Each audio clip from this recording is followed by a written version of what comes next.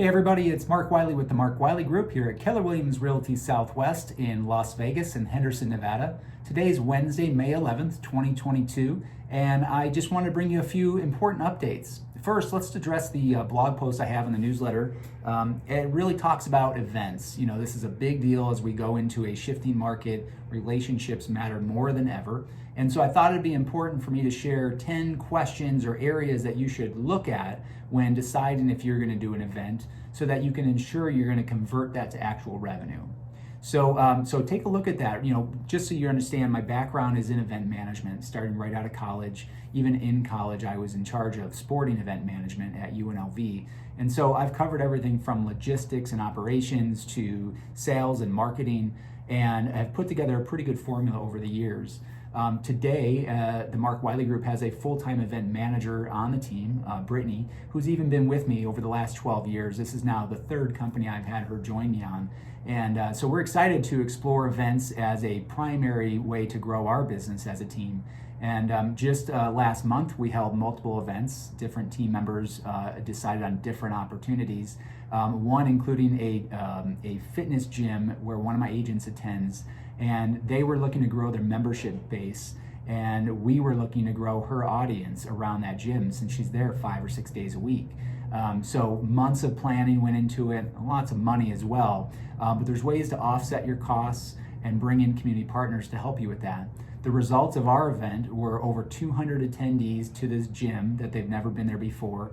We had roughly 15 lead opportunities, both in the lead up period as well as during and immediately after the event. So we consider that a success. Now our focus obviously is on follow-up and conversion of all those leads, as well as new leads that'll come in over the next few months.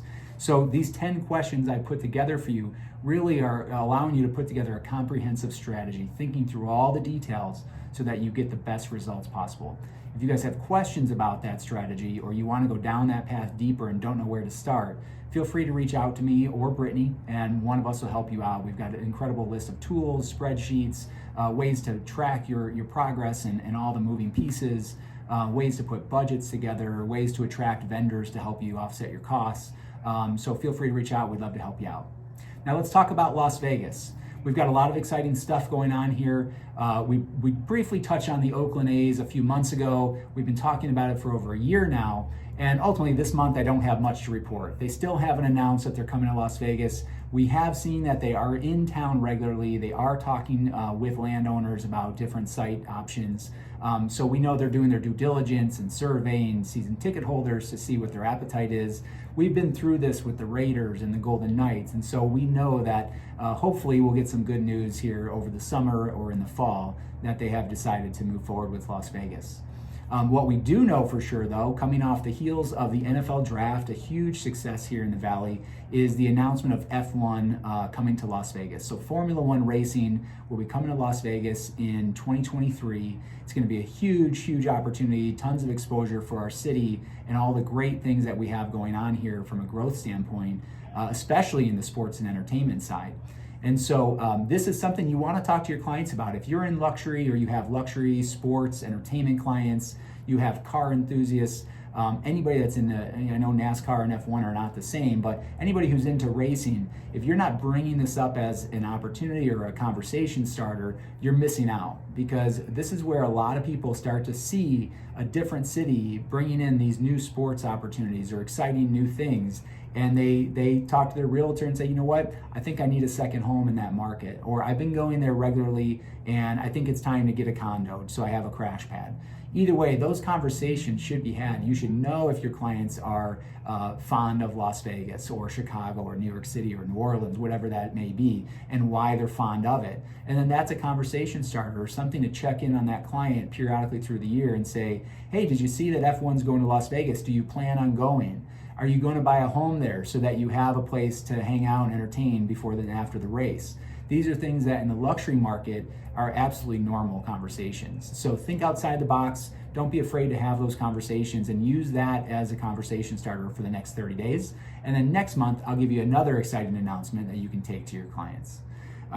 Let's also talk about the stats though.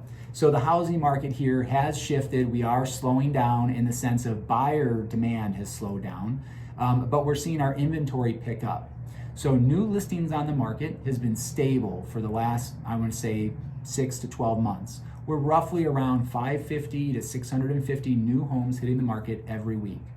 We're also seeing about 100 to 150 homes go back on the market every week.